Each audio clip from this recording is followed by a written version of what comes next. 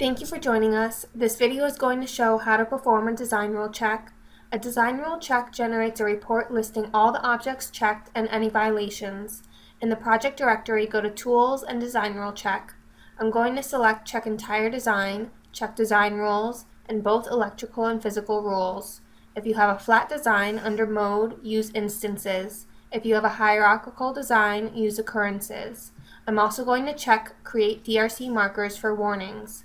This will automatically create markers on your schematic where the warnings occur. Under Electrical Rules, set the items you want to check. Under Physical Rules, select the items you want to check.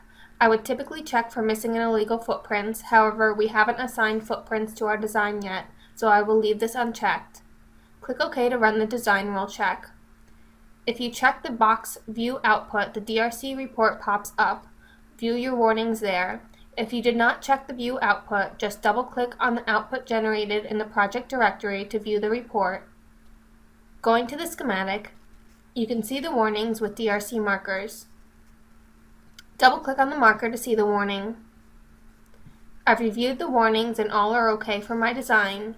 To remove the markers, go back to the project directory, select Tools and Design Rule Check. Under Design Rule Options, select Delete Existing DRC Markers. This completes the design rule check. Join us in the next video where we will cover how to create a bill of materials.